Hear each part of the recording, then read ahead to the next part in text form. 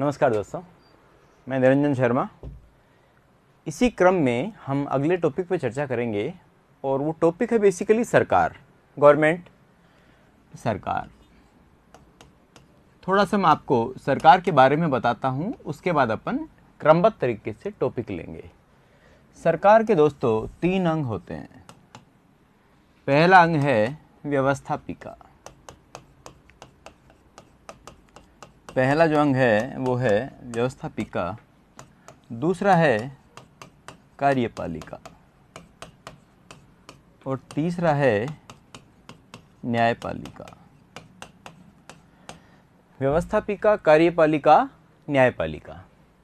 व्यवस्थापिका का मतलब जनप्रतिनिधि, कार्यपालिका जनप्रतिनिधियों के द्वारा बनाए गए कानून को लागू करने वाला अंग, और न्यायपालिका अगर ये दोनों अंग सरकार के विपरीत कार्य कर रहे हैं तो न्यायपालिका उसे पूर्ण या आंशिक रूप से गलत ठहराती है या डिसीजन देने का काम करती है। बार बार हम ये नहीं बोले गलत ठहराती है, वो सही भी ठहरा सकती है। उचित कितना है, सही कितना है, गलत कितना है, वैध कितना है, अवैध कितना है, इसके बारे में फाइनल डिसीजन लेने का कार्य जुडिशरी करती है।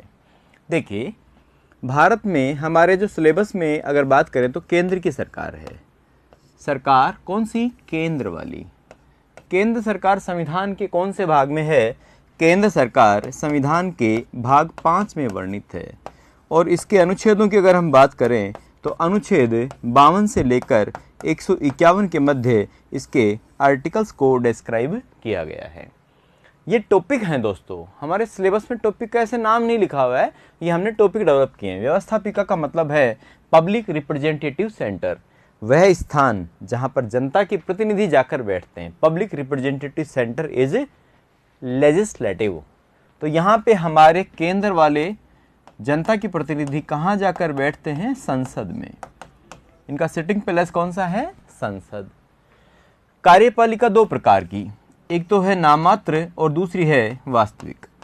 एक तो है नाममात्र की कार्यपालिका और दूसरी है वास्तविक कार्यपालिका। तो नाममात्र की जो कार्यपालिका है वो है राष्ट्रपति। नाममात्र की कार्यपालिका है राष्ट्रपति। और वास्तविक कार्यपालिका की अगर हम बात करें तो यहाँ पर प्रधानमंत्री और उसकी मंत्री परिषद। प्रधानमंत्री और उसकी मंत्री परिषद। इसके बाद हम तीसरे पॉइंट पे बात करते हैं न्यायपालिका। इसमें हम लिखेंगे भारत का सर्वोच्च न्यायालय, supreme court of India. Bharat का सर्वोच्च न्यायालय, सुप्रीम कोर्ट ऑफ इंडिया।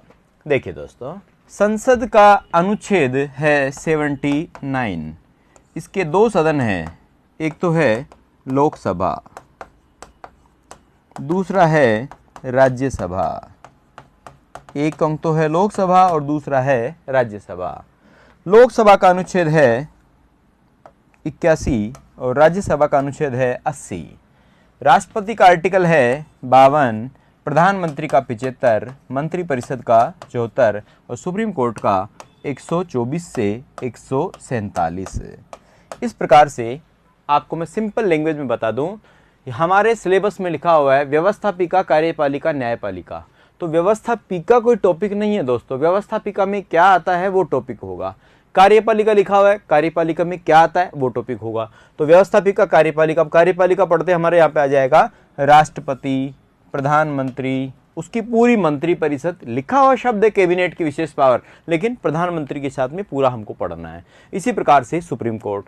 ये मैंने आपको आर्टिकल लिख के बताए, तो आर्टिकल से आपको ये कॉन्फिडेंस आएगा, ये विश्वास पैदा होगा, क्योंकि कभी कभी आर्टिकल का ही प्रश्न आ जाता है।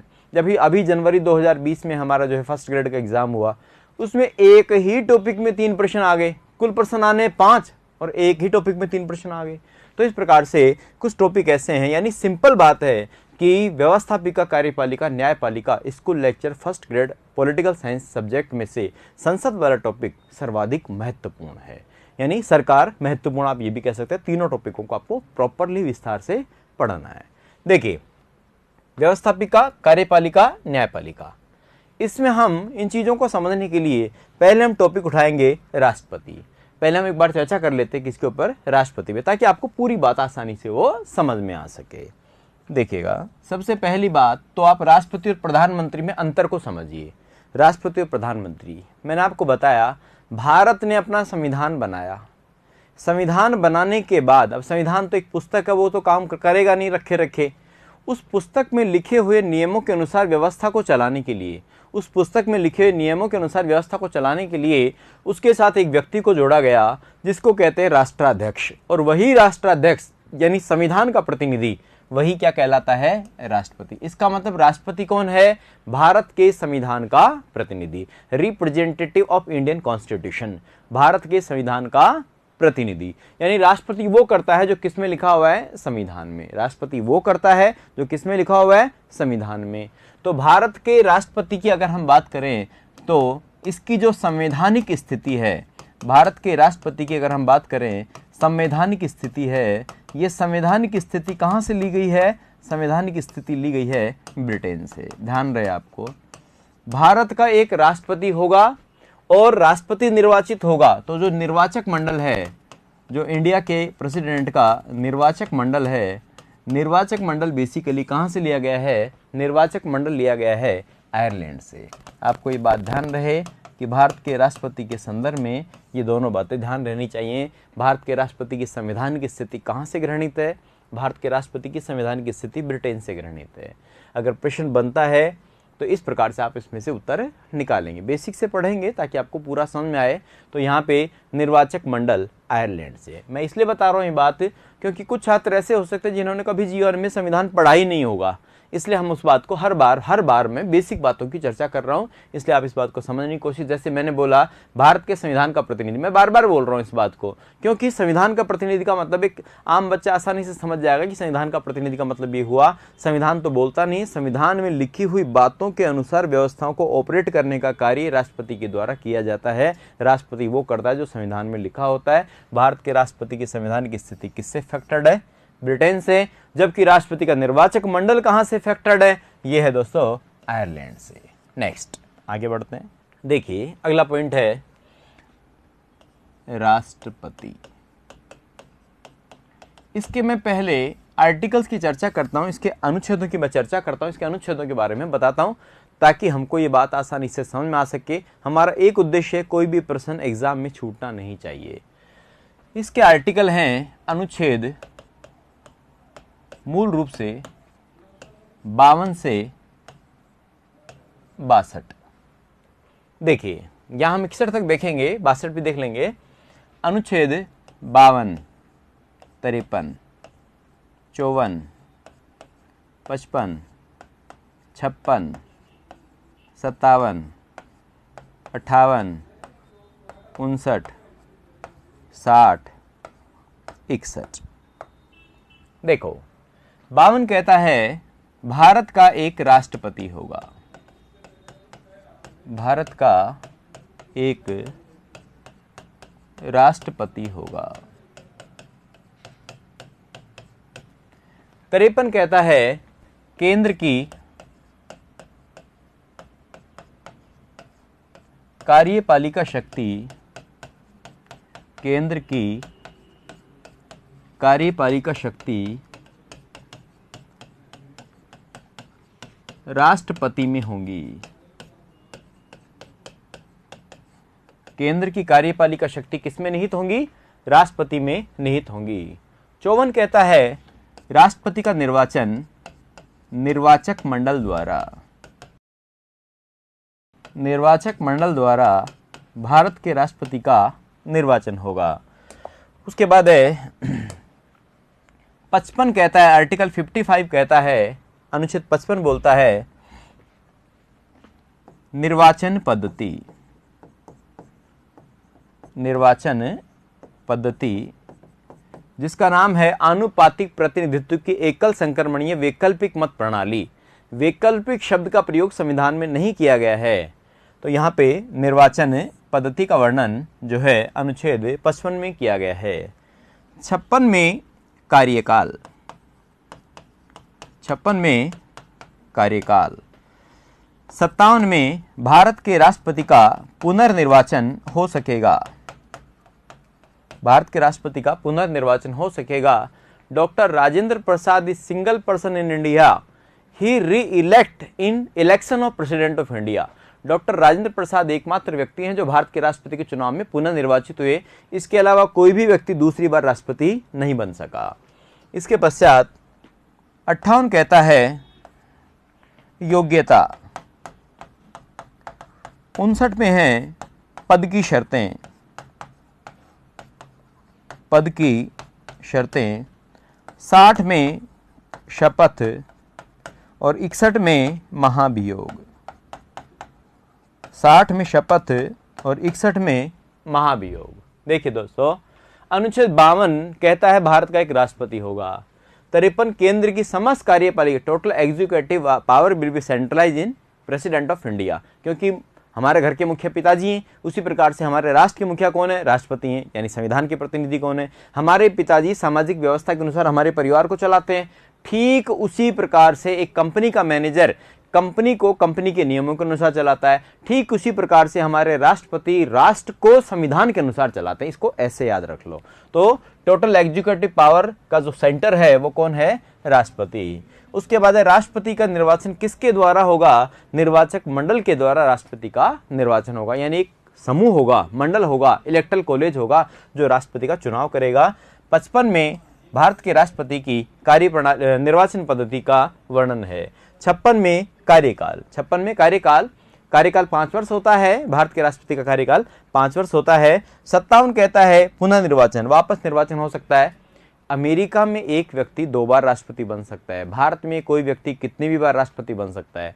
एकमात्र अपवाद अमेरिका में एकमात्र व्यक्ति जो 4 बार राष्ट्रपति बने, डी रूजवेल्ट, तो वो 2 बार तो निर्वाचित हुए, 2 बार वो बिना चुनाव के पद पर स्थापित किए गए due to Second World War circumstances, द्वितीय विश्व युद्ध की परिस्थितियों के कारण। उसके पश्चात योग्यता। भारत के राष्ट्रपति की योग्यता 35 वर्ष आयु, भारत का नागरिक, लोकसभा का सदस्य बनने की योग्यता रखता हूं। सिंपल सी योग्यता है। उसके बाद है पद की शर्तें। पद पर रहते हुए एमपी एमएलए नहीं हो सकेगा, पद पर रहते हुए लाभ का पद धारण नहीं कर सकेगा। पद पर रहने की शर्तें हैं, ये कंडीशन है। 60 में शपथ और 61 में महाभियोग का वर्णन है। अब मैं आपको ये बताता हूं कि इस टॉपिक को कैसे पढ़ें। इसमें जरूरी बात बता दूं, इसमें आप ध्यान रखिएगा अनुच्छेद 52। एक बात, अनुच्छेद 55 निर्वाचन पद्धति का अनुच्छेद, निर्वाचन पद्धति समझाऊंगा मैं आपको। इसके पश्चात आप ध्यान रखें 57, 60 और 61, ये 5 आर्टिकल इसमें महत्वपूर्ण हैं। इसमें भी कोई साथी कहे कि सर इसमें से भी कोई महत्वपूर्ण हो तो बताइए, तो ध्यान रखिए 52, 57, 60 और 61। और इसमें से भी लगे कि इसमें से भी और महत्वपूर्ण हम निकालें, तो दोस्तों ऐसे नहीं होता। फिर भी आपको बता दूं, 52 जरूर याद रखें और 60 और 61 जरूर याद रखें। ये आर्टिकल आपको 60, 61 जरूर याद होना चाहिए। 52 तो कॉमन है, याद हो जाएगा, राष्ट्रपति है। तो आपको ये प्रश्न, ये शपथ का और महाभियोग का अनुच्छेद पूछ लिया जाता है, बहुत बार पूछा जाता है। अब मैं आपको इस टॉपिक को पढ़ने का सलीका, तरीका, सिस्टम, व्यवस्था, ढंग बताता हूं कि आप इसको कैसे पढ़ें। जिसको पॉलिटिकल में कुछ नहीं आता, वो मैं एक लाइन लिख रहा हूं, उस लाइन को याद कर ले तो कम से कम आधे प्रश्न कवर करने की स्थिति में आ जाएगा। देखिए दोस्तों, देखिए किसी भी पद को पढ़ने का तरीका है अनुच्छेद, निर्वाचन, नियुक्ति, शपथ, त्यागपत्र, न्यूनतम उम्र, अधिकतम उम्र, वेतन, प्रथम, वर्तमान, कार्यकाल। देखिए निर्वाचन, नियुक्ति, शपथ, त्यागपत्र, न्यूनतम उम्र, वेतन, प्रथम, वर्तमान, कार्यकाल, पुनर्निर्वाचन। यहां लिख देते हैं हम, आर्टिकल में यहां लिख देता हूं, आप इसको ऐसे समझ लीजिएगा। क्षमा चाहता हूं, ऊपर लिखना था मेरे को इसे। देखिए हम बात किसकी कर रहे हैं? राष्ट्रपति की। आप यहाँ पे प्रधानमंत्री लिख दो, राष्ट्रपति, कोई भी पद लिख दो और उसकी सारी बातों को ऐसे पढ़ो। भारत के राष्ट्रपति की बात करें, भारत के राष्ट्रपति का निर्वाचन कौन करता है? लोकसभा प्लस राज्यसभा प्लस विधानसभा के निर्वाचित सदस्य। निर्वाचित। भारत के राष्ट्रपति की नियुक्ति नहीं होती, ध्यान रहे। President of India is not appointed. Bharat का राष्ट्रपति निर्वाचित नहीं होता, नियुक्ति नहीं होती, निर्वाचित होता है। अगर यहां लिखा हो प्रधानमंत्री तो प्रधानमंत्री का निर्वाचन नहीं होता, प्रधानमंत्री की नियुक्ति होती है। ये ध्यान रहे इस तरह से, इसलिए मैंने दोनों बातें लिखी हैं। भारत के राष्ट्रपति को शपथ कौन दिलाता है? भारत के राष्ट्रपति को शपथ दिलाई जाती है सुप्रीम कोर्ट के चीफ जस्टिस के द्वारा। सुप्रीम कोर्ट के चीफ जस्टिस के द्वारा भारत के राष्ट्रपति को शपथ दिलाई जाती है। त्यागपत्र किसे देगा? उपराष्ट्रपति को। राष्ट्रपति उपराष्ट्रपति को और उपराष्ट्रपति राष्ट्रपति को रिजाइन करता है, त्यागपत्र देता है। न्यूनतम उम्र कितनी है? 35 वर्ष। Minimum age for election of president of India, post of election of president of India 35। वेतन, भारत के राष्ट्रपति को 5 लाख वेतन प्राप्त होता है। 5 लाख वेतन मासिक, कर रहित, टैक्सलेस। भारत का राष्ट्रपति टैक्स नहीं देता, मासिक सैलरी 5 लाख। प्रथम राष्ट्रपति कौन बने? डॉक्टर राजेंद्र प्रसाद। डॉक्टर राजेंद्र प्रसाद। अभी कौन है? श्री रामनाथ कोविंद। कार्यकाल 5 वर्ष। 5 वर्ष से पहले वह त्यागपत्र दे सकता है। अगर उनकी मृत्यु हो जाए तो पद छूट जाएगा। अगर वो त्यागपत्र दे देते हैं या किसी कारण से मान लो कि कोई प्राकृतिक या मृत्यु हो जाती है तो पुनः 5 वर्ष के लिए इलेक्शन होगा, बचे हुए कार्यकाल के लिए इलेक्शन नहीं होगा। पुनर्निर्वाचन हो सकता है, अनुच्छेद 57 कहता है ये पुनर्निर्वाचन हो सकता है। देखिएगा अनुच्छेद 57, पुनर्निर्वाचन हो सकता है। नेक्स्ट अनुच्छेद 52, ध्यान रहे ऊपर लिखना था अनुच्छेद 52।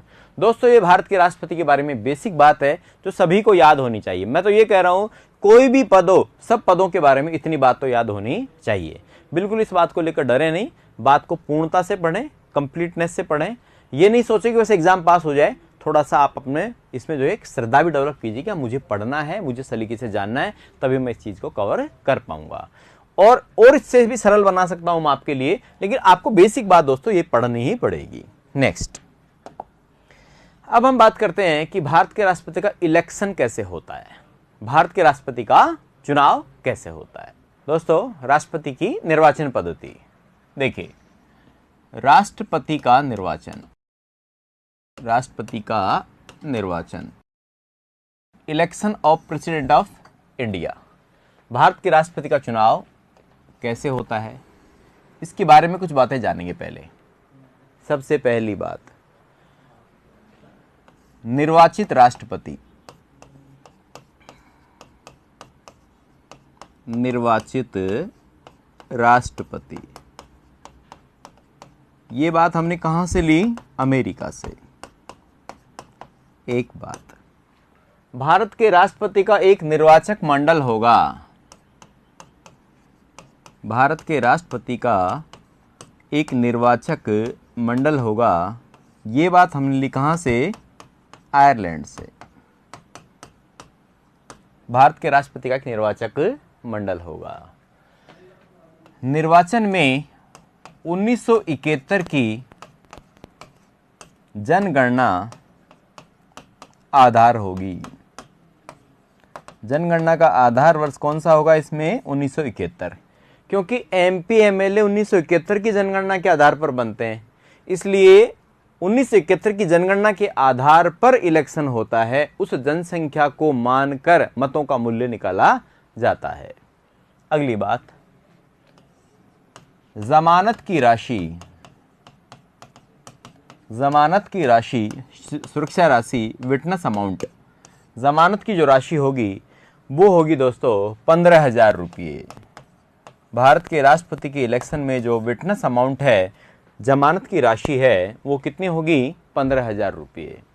इसके पश्चात जब कोई व्यक्ति भारत के राष्ट्रपति का चुनाव लड़ता है तो उसे प्रस्तावक और अनुमोदक, प्रस्तावक और अनुमोदक 50 उसके साथ प्रस्तावक होने चाहिए और 50 उसके साथ अनुमोदक होने चाहिए। ये वर्तमान में निर्वाचक मंडल के सदस्य होने चाहिए। ऐसा नहीं कि पुराने एमपी एमएलए हों, पहले जीते हुए हों, अभी वर्तमान में करंट में वो एक्टिव हों, तो 50 और 50 100 व्यक्ति फॉर्म के ऊपर साइन करेंगे। सिंपल लैंग्वेज में अपन बोलें तो 100 व्यक्ति फॉर्म के ऊपर साइन करेंगे, तब वो व्यक्ति भारत के राष्ट्रपति के इलेक्शन में पार्टिसिपेट कर सकता है। तब वो भारत के राष्ट्रपति के चुनाव में भाग ले सकता है। इसके पश्चात भारत के राष्ट्रपति के चुनाव में जो निर्वाचन अधिकारी होता है, निर्वाचन अधिकारी वो होता है लोकसभा का महासचिव। लोकसभा का महासचिव भारत के राष्ट्रपति के चुनाव में निर्वाचन अधिकारी होता है। भारत के राष्ट्रपति का चुनाव किसके द्वारा करवाया जाता है? भारत के राष्ट्रपति का चुनाव राष्ट्रीय निर्वाचन आयोग द्वारा, राष्ट्रीय निर्वाचन आयोग द्वारा चुनाव संपन्न करवाया जाता है। भारत के राष्ट्रपति का चुनाव राष्ट्रीय निर्वाचन आयोग के द्वारा संपन्न करवाया जाता है। तो ये बातें आपको ध्यान रहे, एग्जाम में इन्हीं बातों में से प्रश्न आ जाता है। मैं रिपीट कर देता हूं, राष्ट्रपति का निर्वाचन हमको पढ़ना है। पहला पॉइंट आप इसमें देखिए, निर्वाचन, राष्ट्रपति निर्वाचित होगा, ये बात कहां से ली गई है? अमेरिका से। निर्वाचक मंडल के द्वारा निर्वाचन किया जाएगा, ये बात कहां से ली गई है? ये आयरलैंड से।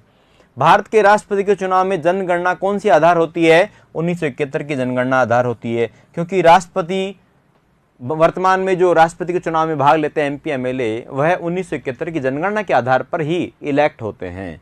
और 2026 तक यही बनी रहेगी, ये भी नियम है, 2026 तक यही बनी रहेगी।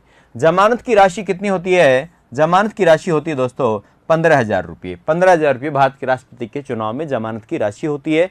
अगर कोई व्यक्ति, मतलब चुनाव में भाग लेने वाला प्रतिनिधि, चुनाव में डाले गए वैधानिक मतों का, चुनाव में डाले गए वैधानिक मतों का 1/6 हिस्सा प्राप्त नहीं कर पाता है, तो उसकी जमानत राशि जब्त हो जाती है। उसका जो विटनेस अमाउंट है वो उसको वापस प्राप्त नहीं होता है, एक सुरक्षा राशि होती है। इसको ऐसे समझिए आप, जैसे भारत के राष्ट्रपति के चुनाव में 110 मतदाता हैं।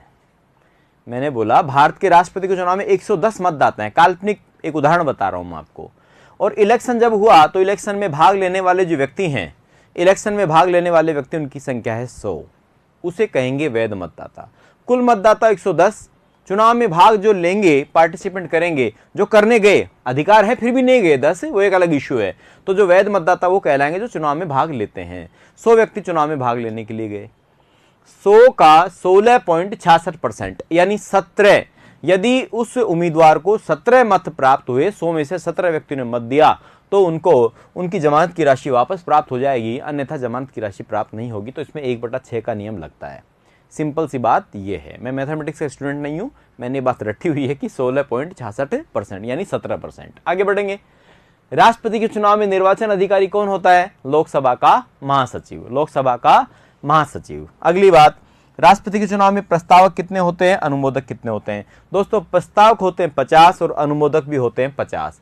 प्रस्तावक फॉर्म के ऊपर नाम लिखने वाले कि मैं इस व्यक्ति के नाम का प्रस्ताव पेश करता हूं निर्वाचन आयोग के सामने, जब राष्ट्रपति फॉर्म भरता है उस समय। और अनुमोदक भी 50, इन प्रस्तावकों का समर्थन करने वाले, रखे गए नाम का समर्थन करने वाले। इसके बाद राष्ट्रपति का इलेक्शन कौन करवाता है, किसके निर्देशन में होता है, किसके जो है इंस्पेक्शन में होता है? ये होता है राष्ट्रीय निर्वाचन आयोग द्वारा भारत के राष्ट्रपति का चुनाव संपन्न करवाया जाता है। आई होप बेहतर तरीके से समझ में आ गया होगा। आगे बढ़ेंगे। अगली बात है दोस्तों, भारत के राष्ट्रपति का निर्वाचक मंडल, electoral college of president of India. Bharat के राष्ट्रपति का निर्वाचक मंडल, निर्वाचक मंडल, राष्ट्रपति का निर्वाचक मंडल, इसको ऐसे समझिए दोस्तों। एक तो होती है संसद, एक होता है राज्य विधान मंडल, राज्य विधान मंडल। एक तो होती है संसद, एक होता है राज्य विधान मंडल।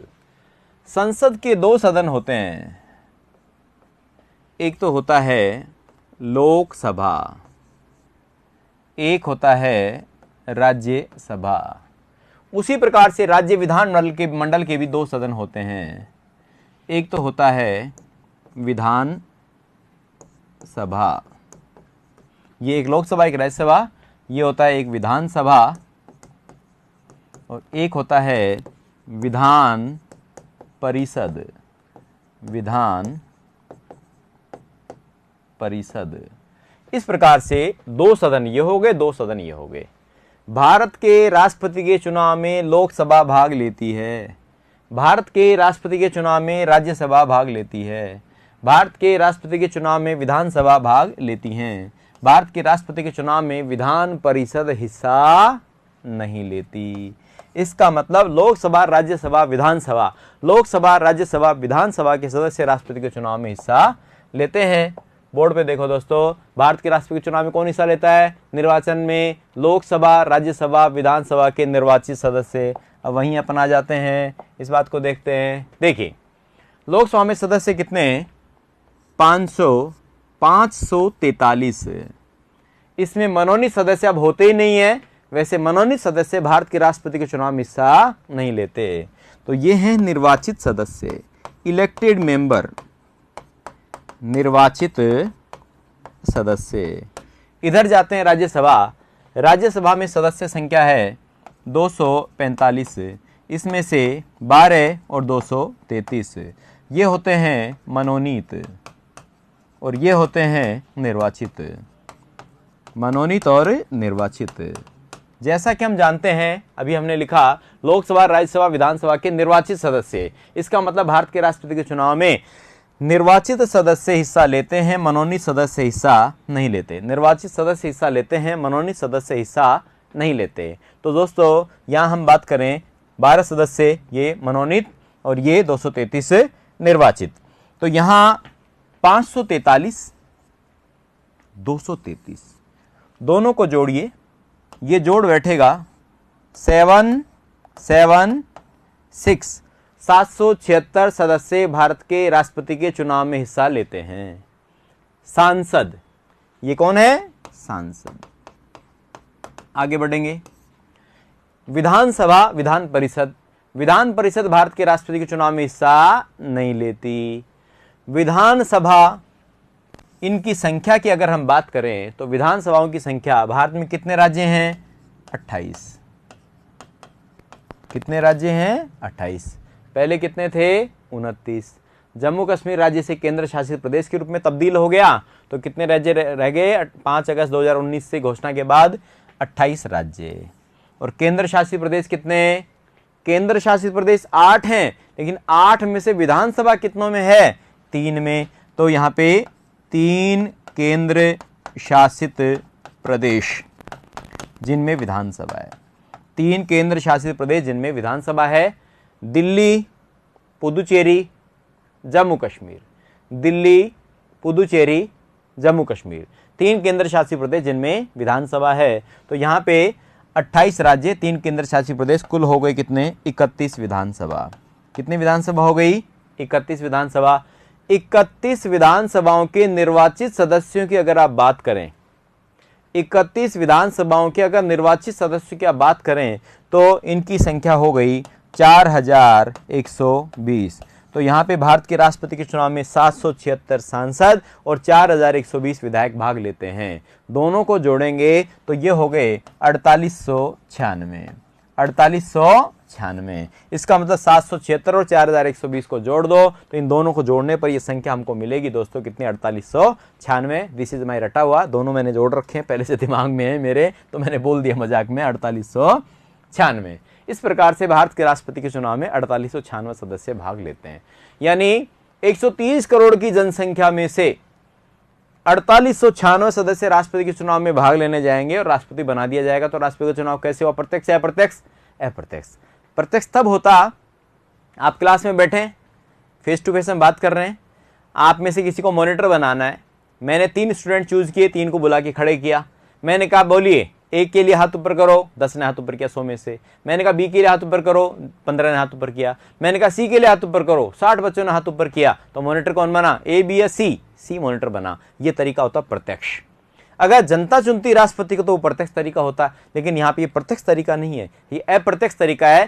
पहले हमने एमपी एमएलए बनाए,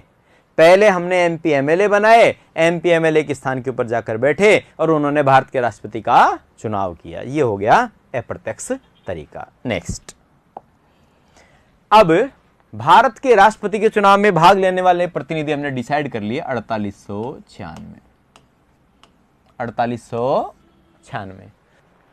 तो इस प्रकार से भारत के राष्ट्रपति के इलेक्शन में 4896 सदस्य भाग लेते हैं। 4896 सदस्य राष्ट्रपति के चुनाव में, एमपी और एमएलए दोनों को हमने जोड़ दिया। तो अब मैं आपको निर्वाचक मंडल जो है इसका मत मूल्य निकाल कर बताता हूं कि इनका वोट वैल्यू कैसे निकलता है। देखिए दोस्तों, एमएलए की संख्या कितनी है?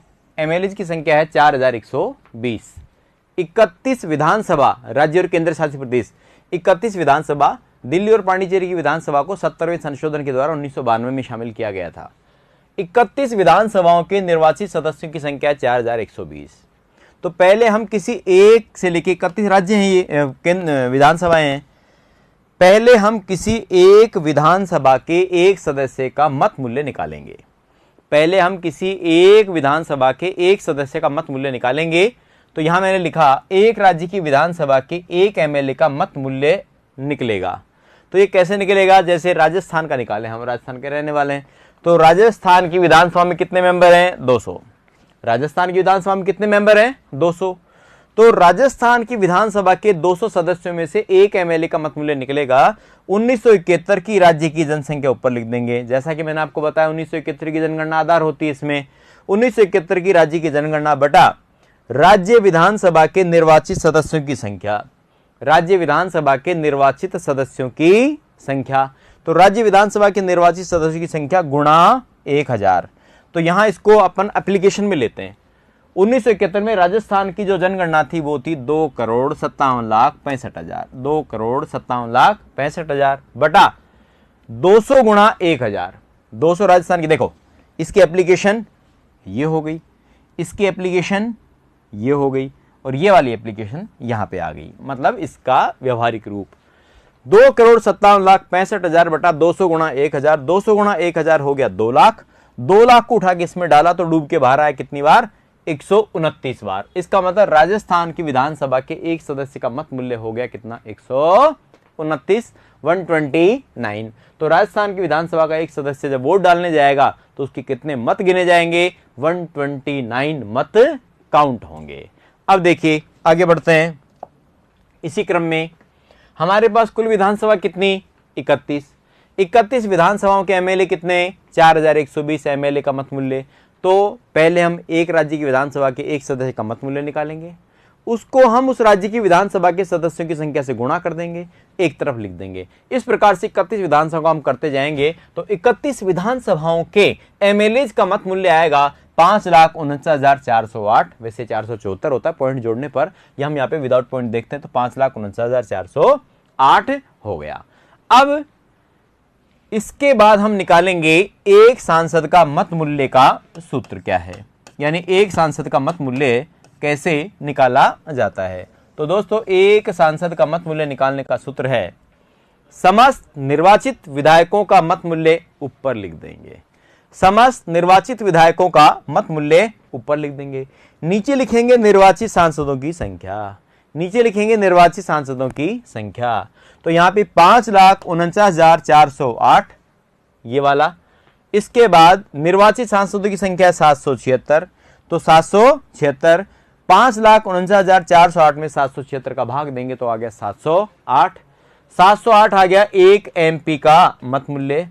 एक एमपी के मत मूल्य को अगर हम गुणा कर देते हैं 776 से तो हमारे पास जो संख्या आएगी वो आएगी 5,49,408।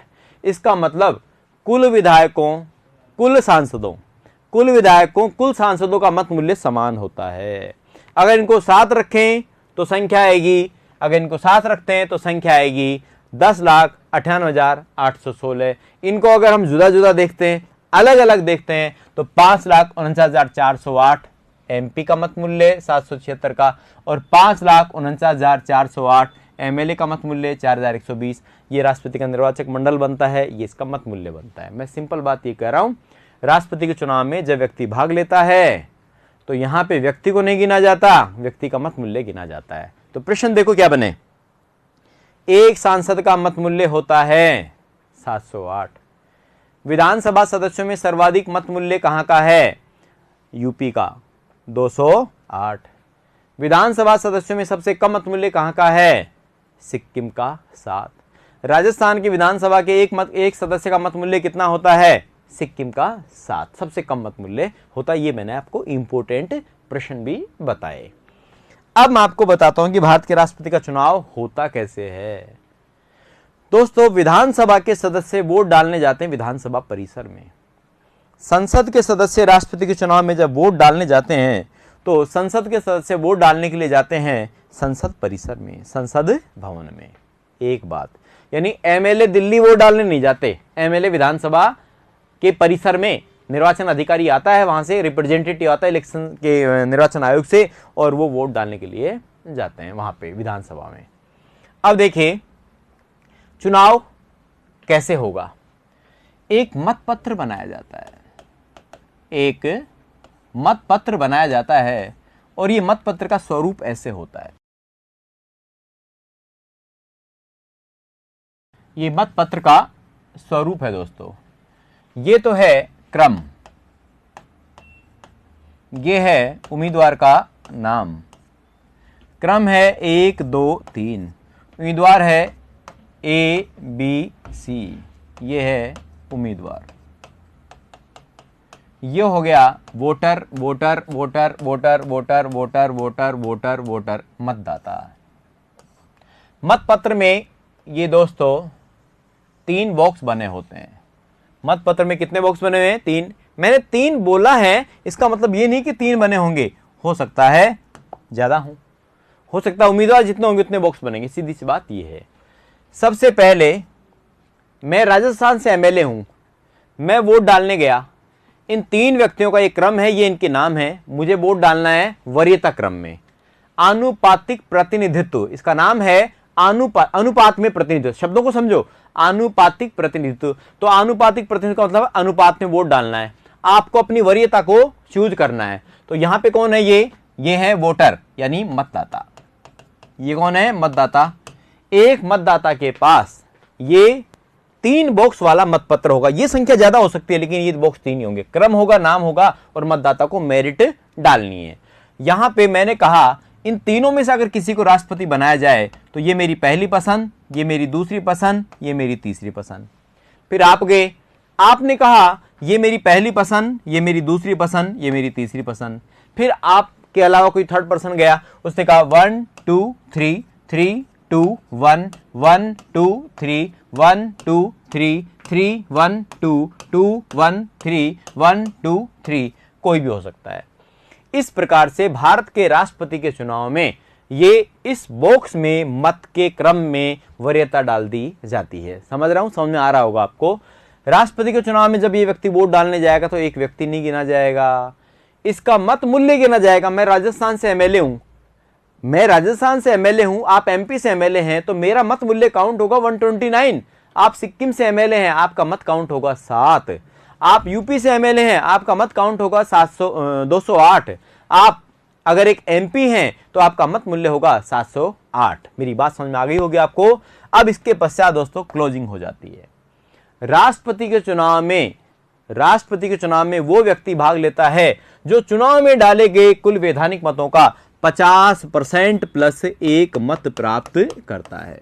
50% प्लस 1 मत प्राप्त करता है। तो सबसे ऊपर तो हम लिखेंगे क्या? निर्वाचन कोटा निकालने के लिए निर्वाचन में डाले गए वैध मत बटा निर्वाचन में भाग लेने वाले उम्मीदवारों की संख्या प्लस 1। इसका सिंपल एप्लीकेशन है, कुल जो हमारे पास मत हैं 5,49,408 और 5,49,408 यानी 10,98,816। इसका 50% प्लस 1, 50% प्लस 1 बहुमत। तो यहां पे 5,49,409 मत जिसको प्राप्त होंगे वह व्यक्ति भारत का राष्ट्रपति बनेगा।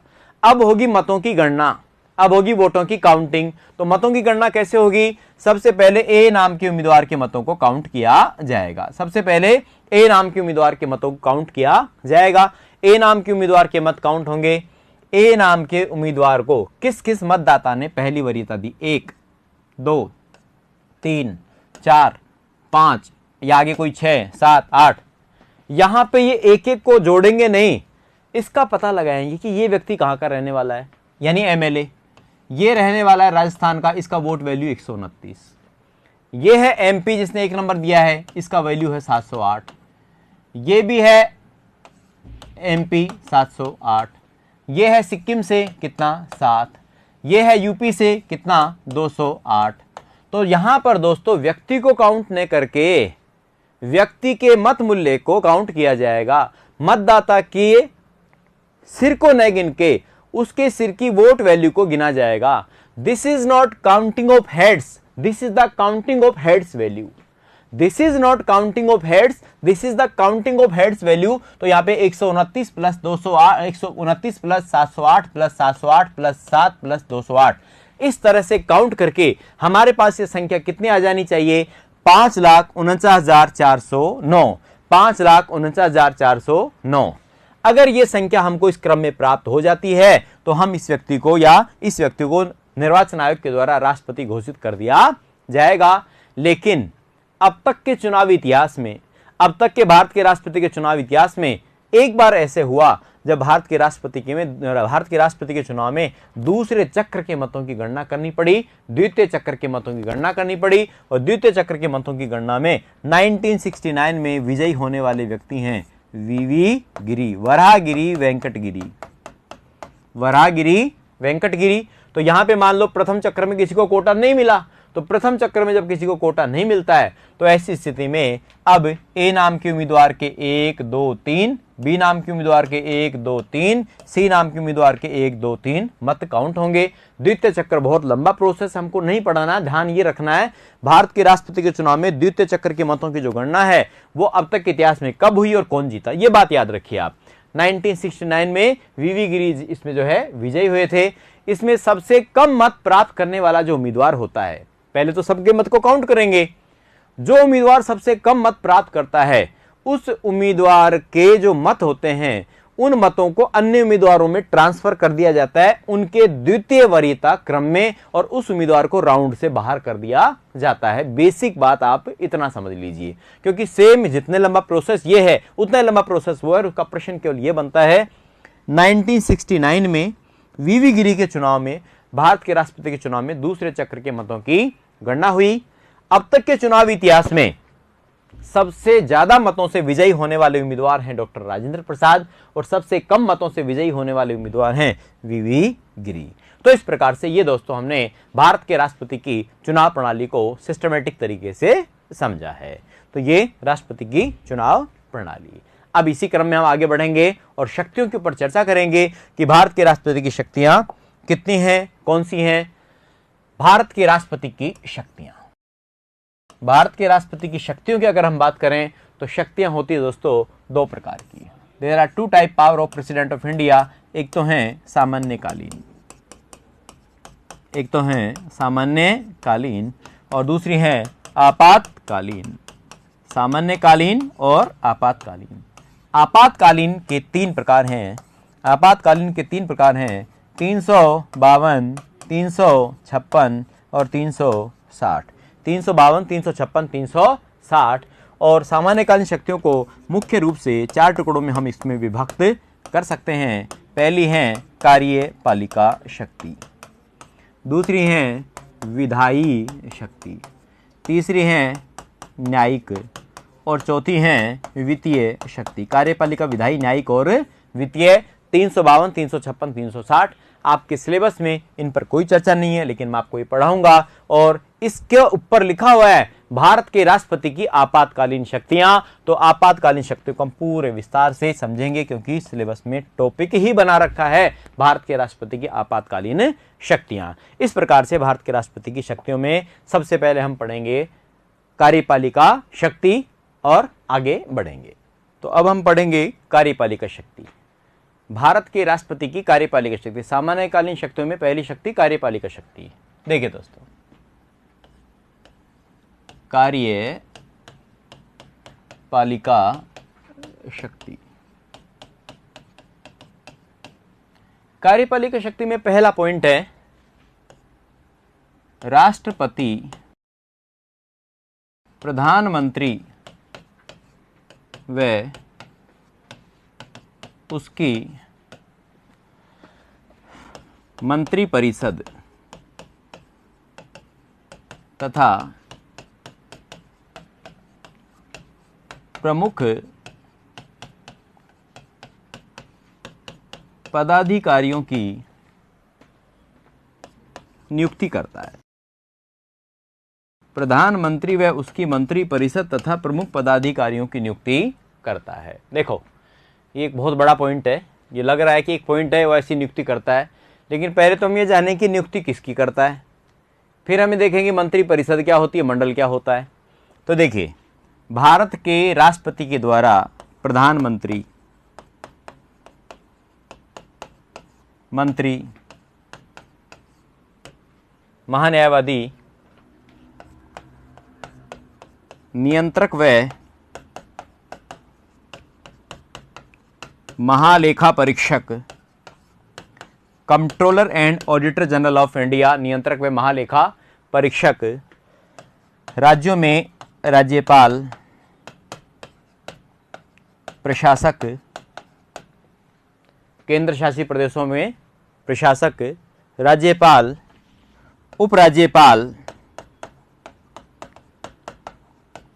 उपराज्यपाल, एलजी बोलते हैं इसको, लेफ्टिनेंट गवर्नर, उपराज्यपाल, सुप्रीम कोर्ट और हाई कोर्ट के चीफ जस्टिस एंड जस्टिस, इन सब पदों के ऊपर भारत के राष्ट्रपति के द्वारा नियुक्ति की जाती है। प्रधानमंत्री, उसके सभी मंत्री प्रधानमंत्री की सलाह से, महान्यायवादी, भारत सरकार का कानूनी सलाहकार, legal adviser of India government, भारत सरकार का वकील, भारत सरकार के किसी मामले की कोर्ट में पैरवी करने वाला व्यक्ति, महान्यायवादी, अटॉर्नी जनरल, महान्यायवादी, इंडियन कॉन्स्टिट्यूशन के आर्टिकल नंबर 76 में वर्णित है ये। उसके बाद है नियंत्रक व महालेखा परीक्षक, नियंत्रक व महालेखा परीक्षक, इसको बोलते हैं केग, कॉमर्स में पढ़ा जाता है keg, controller and auditor general of India, नियंत्रक व महालेखा परीक्षक, कॉन्स्टिट्यूशन के आर्टिकल नंबर 148 से 151 के मध्य वर्णित है। भारत सरकार के खजाने का रखवाला, भारत सरकार की संचित निधि का रखवाला, भारत सरकार के पर्स का रखवाला, भारत सरकार की तिजोरी का रखवाला, ये प्रश्न इसमें आते हैं। सार्वजनिक धन का रखवाला, तो एक तो होती संचित निधि, एक होती आकस्मिक निधि। आकस्मिक निधि के ऊपर राष्ट्रपति का कंट्रोल रहता है और संचित निधि के ऊपर नियंत्रक व महालेखा परीक्षक का कंट्रोल रहता है। फिर आता है राज्यपाल, अनुच्छेद 155 के तहत नियुक्ति होती है। जो स्थिति केंद्र में राष्ट्रपति की होती है, वो स्थिति राज्य में राज्यपाल की होती है। उसके बाद प्रशासक, और मैंने आपको बताया उपराज्यपाल, प्रशासक और उपराज्यपाल जो कि केंद्र शासित प्रदेशों में होते हैं। उसके बाद है सुप्रीम कोर्ट और हाई कोर्ट के चीफ जस्टिस और जस्टिस की नियुक्ति, कॉलोजियम, सामूहिकता की प्रणाली के तहत सुप्रीम कोर्ट के टॉपिक में पढ़ेंगे। ये प्रमुख रूप से वो नियुक्तियां करता है। इसके अलावा आयोगों का गठन, आयोगों की नियुक्ति, वो भी भारत के राष्ट्रपति के द्वारा किए जाते हैं। गठित भी होते हैं, नियुक्ति भी होती है। जरूरी नहीं गठित हो, कुछ स्थायी आयोग हैं जो 5-5 साल बाद अपने आप गठित होते हैं, तो नियुक्ति करने का कार्य लेकिन सेंटर वाले आयोगों में राष्ट्रपति के द्वारा किया जाता है। लेकिन महिला आयोग में राष्ट्रपति नियुक्ति नहीं करता, भारत की महिला मंत्री के द्वारा नियुक्ति की जाती है। चलो, एक अलग इश्यू है। अब मैं आपको इसी क्रम में समझा देता हूं मंत्री परिषद और मंत्रिमंडल में भिन्नता। देखिए, मंत्री परिषद, दोस्तों मंत्री परिषद दो प्रकार की, एक तो केंद्र वाली और एक राज्य वाली। केंद्र का जो मंत्री परिषद है वो वर्णित है इंडियन कॉन्स्टिट्यूशन के आर्टिकल नंबर 74 में। राज्य का जो मंत्री परिषद वर्णित है वो वर्णित है अनुच्छेद 163 में। केंद्र का मंत्री परिषद बोला मैंने, मंडल नहीं बोला, मंडल शब्द नहीं बोला मैंने। तो मंत्री परिषद में 3 प्रकार के मंत्री होते हैं, 3 प्रकार के मंत्री होते हैं। There are 3 type minister in ministry council, group of minister नहीं, मंत्री परिषद में 3 प्रकार के मंत्री होते हैं। एक तो पहले कैबिनेट मंत्री, दूसरे राज्य मंत्री, तीसरे उप मंत्री। कैबिनेट मंत्री, राज्य मंत्री, उप मंत्री, कैबिनेट मंत्री, राज्य मंत्री, उप मंत्री। कैबिनेट मंत्री को बोला जाता है मंत्रिमंडल। इन्हीं को कहा जाता है मुख्य विभागों के मंत्री। मुख्य विभागों के मंत्री। इनको मुख्य विभागों के मंत्री के नाम से भी जाना जाता है। दूसरे हो गए राज्य मंत्री और तीसरे हो गए उपमंत्री। कैबिनेट मंत्री, राज्य मंत्री, उपमंत्री। इसको आप ऐसे समझिए, इन तीनों में क्या अंतर है? इन तीनों को मिलाकर क्या बना? मंत्री परिषद। ये है मंत्रिमंडल। इसका मतलब मंत्रिमंडल किसका हिस्सा है? मंत्री परिषद का हिस्सा है। शक्ति की दृष्टि से मंत्रिमंडल ज्यादा पावरफुल होता है। मंत्री परिषद में सभी प्रकार के मंत्री आते हैं। मंत्रिमंडल, इस शब्द का प्रयोग पहली बार, मंत्रिमंडल शब्द का प्रयोग पहली बार 44वें संशोधन के द्वारा 1978 में किया गया था। इसका प्रयोग पहली बार 44वें संशोधन के द्वारा 1978 में किया गया था और अनुच्छेद 352 में लिखा गया था कि भारत का राष्ट्रपति केंद्रीय मंत्रिमंडल की लिखित सिफारिश पर राष्ट्रीय आपातकाल की घोषणा कर सकेगा, जिसको कहते हैं आंतरिक अशांति और सशस्त्र विद्रोह। बाहरी आंतरिक अशांति शब्द को हटा दिया गया, सशस्त्र विद्रोह और बाहरी युद्ध इसमें स्थापित है। तो अनुच्छेद 352 के तहत जो आपातकाल की घोषणा होती है वो मंत्रिमंडल की रिटन रिकमेंडेशन पर होती है। ध्यान रखें, मैं जो बोल रहा हूं, मंत्रिमंडल शब्द का प्रयोग अनुच्छेद 352 में किया गया है।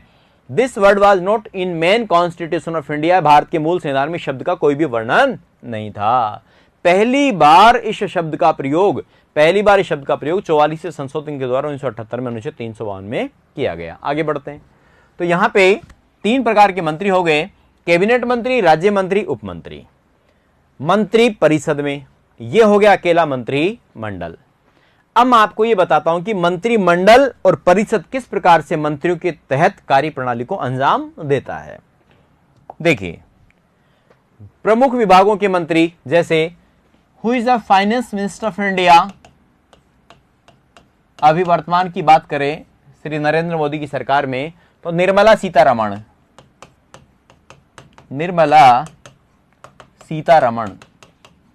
निर्मला सीतारमण भारत की वित्त मंत्री हैं।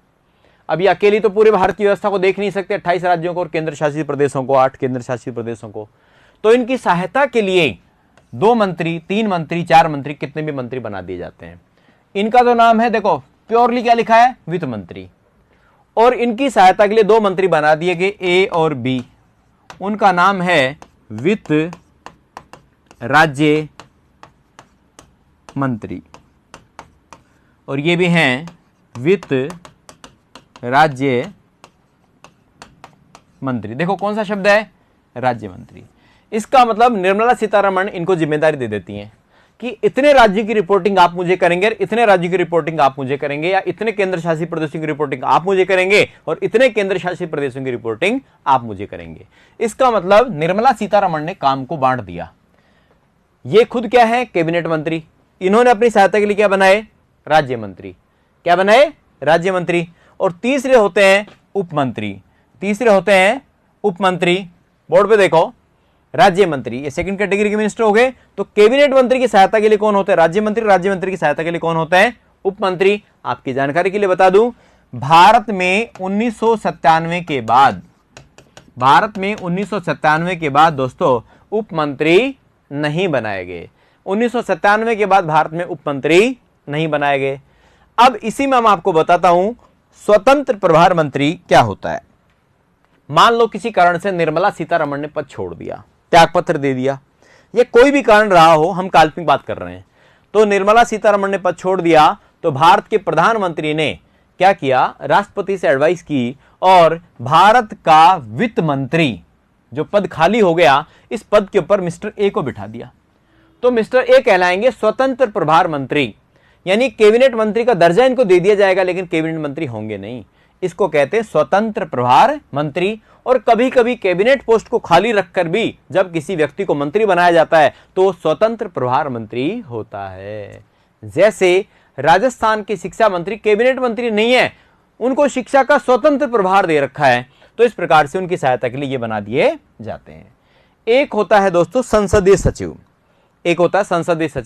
संसदीय सचिव होते हैं, मंत्री परिषद का हिस्सा नहीं होते। ध्यान रहे, मेरा शब्द याद रखना, parliament secretary is not part of ministry council without department minister person, without protocol minister person, उनके पास प्रोटोकॉल नहीं होता।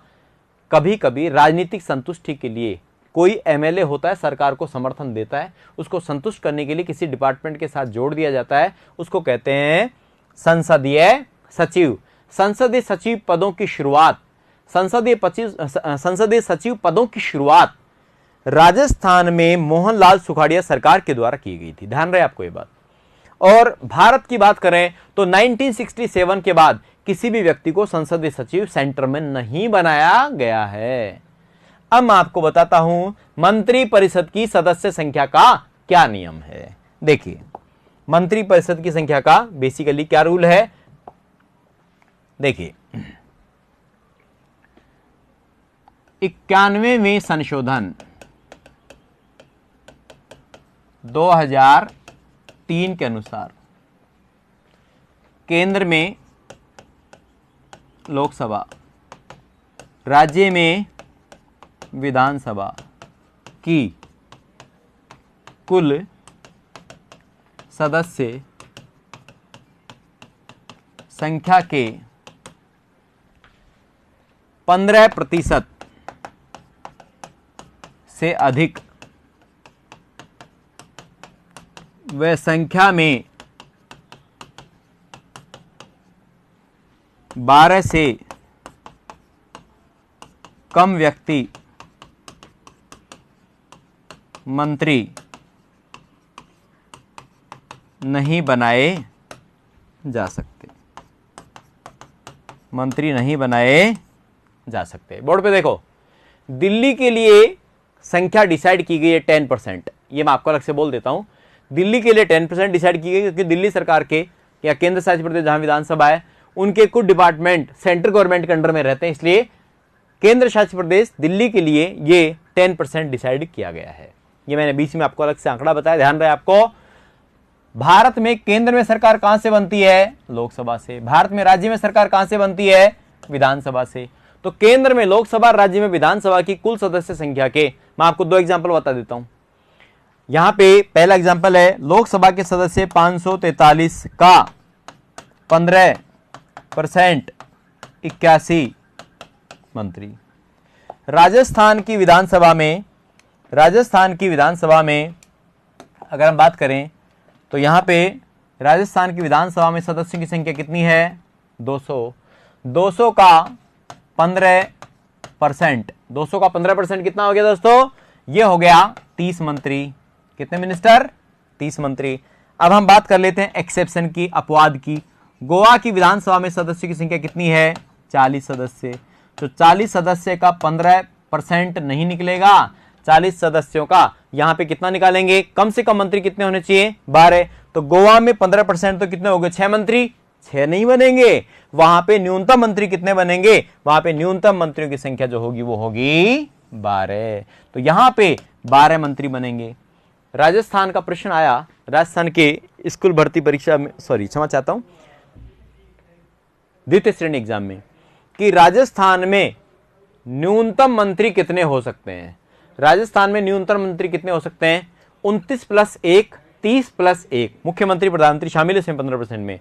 29 + 1 30 + 1, 11 + 1 12 + 1। सोच के उत्तर दो। न्यूनतम का नियम कितने का? 12 का। इतने तो बनेंगे। न्यूनतम का नियम कितना है? 12।